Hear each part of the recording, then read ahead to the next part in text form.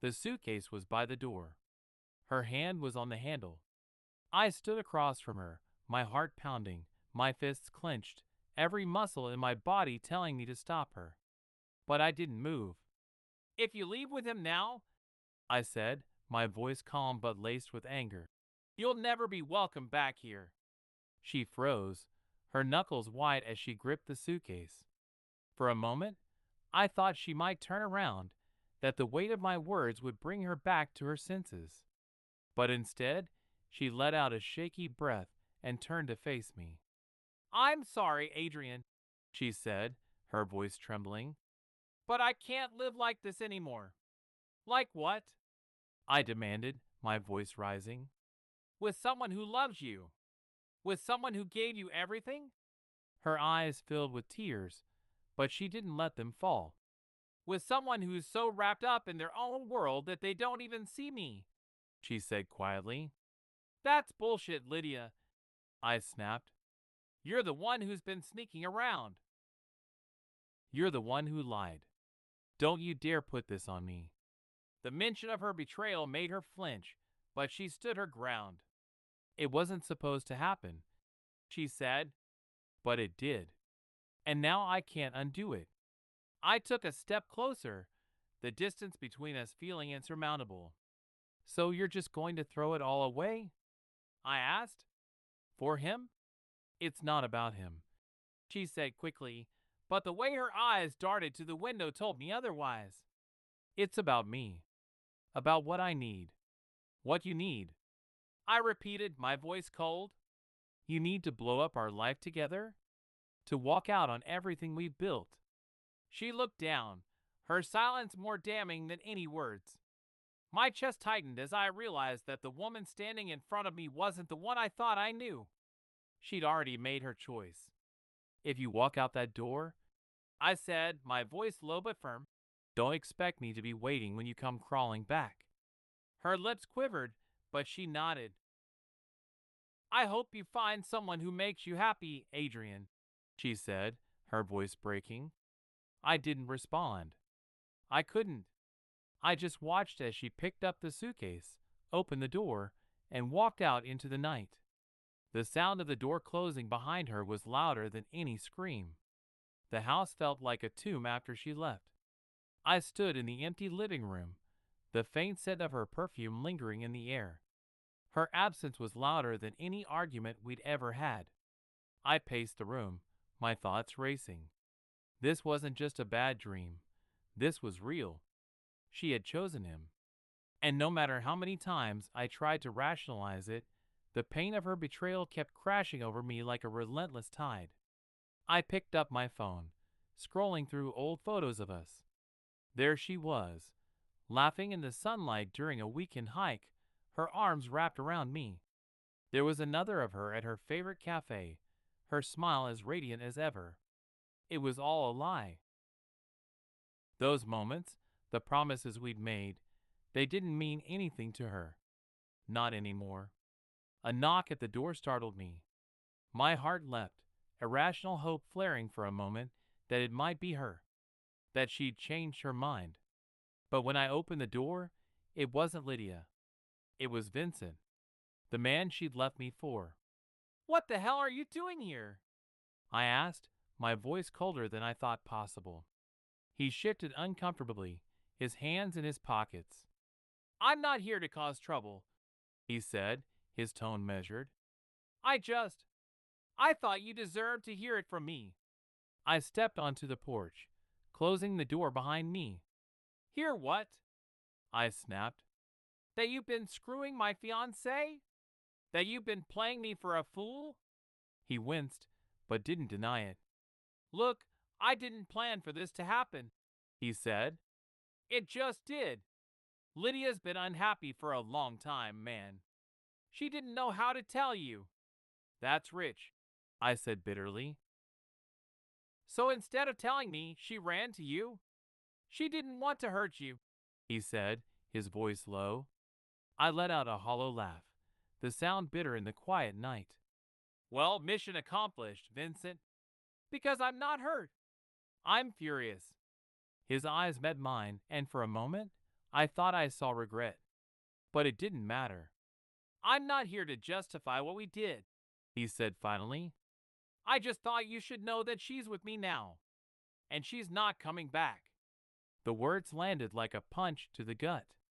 I took a step closer, my hands clenched into fists. "Get off my property," I said through gritted teeth, "before I do something we'll both regret." He hesitated, then nodded, stepping back. "For what it's worth, I'm sorry." I didn't respond. I stood there, watching him walk away, my chest heaving with anger. When he disappeared into the darkness, I went back inside and slammed the door shut. She'd made her choice. But so had I. I wasn't going to let her, or him, break me. Not now. Not ever. Weeks passed, but the sting of Lydia's betrayal remained fresh. The quiet of the house, once comforting, now felt suffocating. Her favorite coffee mug still sat on the kitchen counter. A pair of her earrings was on the dresser where she'd forgotten them in her rush to leave. Each small detail was a reminder of what I had lost, and of the life she had so easily thrown away. I focused on work, on the gym, on anything that would keep my mind from spiraling. Friends tried to reach out, offering sympathy, but I didn't want pity. I wanted to move on. I wanted to feel like myself again. And then, one night, she came back. The knock on the door startled me. When I opened it, there she was, standing in the rain with her coat wrapped tightly around her. Her hair was damp, clinging to her face, but her eyes, those eyes I had loved so deeply, looked hollow. "Adrian," she said, her voice barely above a whisper. "Can I come in?" Every rational part of me screamed to shut the door, to send her back to whatever mess she'd chosen. But curiosity, or maybe something deeper, held me in place. I stepped aside, letting her in without a word. She stood in the hallway, dripping water onto the hardwood floor, her hands clutching her bag like it was the only thing keeping her together. "I'm sorry," she said finally, her voice trembling. "I shouldn't have left." I crossed my arms, leaning against the wall. "Why are you here, Lydia?" She looked down, her grip tightening on the bag. "Because I made a mistake," she said. I thought leaving was the right thing to do. That Vincent would make me happy. But he didn't. Didn't take long for you to figure that out, huh?" I said, my tone sharp.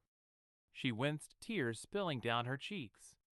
"I know I hurt you," she said, "and I hate myself for it. I don't expect you to forgive me, but I had to tell you. I had to try." "You had to try?" I repeated, my anger bubbling to the surface. "You had to try now?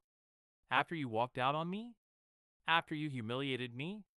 After you left me for him?"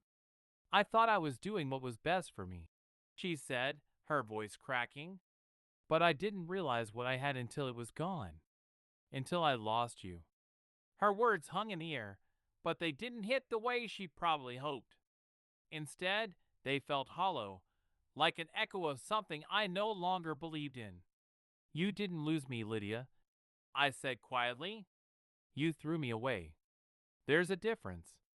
Her tears fell harder, and she took a step closer. "Please," she whispered, "please give me another chance. I'll do whatever it takes to make this right." I stared at her, the woman I'd once loved more than anything, and felt nothing but the weight of everything she'd broken. "You made your choice," I said, my voice steady, "and I made mine. I'm not going back to someone who didn't think I was enough." "Adrian," she said, reaching for my hand, but I stepped back. "This isn't a movie, Lydia," I said. "There's no happy ending here. You chose him, and now you have to live with that." She broke down completely, sinking to her knees in the hallway, her sobs echoing through the house. For a moment, I almost felt sorry for her. But then I remembered the nights I spent alone, the pain of knowing she was with someone else, and the way she had looked at me before she walked out the door. I turned and walked past her, opening the front door. "Goodbye, Lydia," I said, my voice cold. "Don't come back." She looked up at me, her face streaked with tears, but she didn't argue. She picked up her bag, her shoulders shaking as she stepped out into the rain. I closed the door behind her, leaning against it as the silence returned. This time, though, the silence didn't feel heavy. It felt like freedom. She had made her choice, and now I had made mine. And for the first time since she left, I felt like I could finally move on.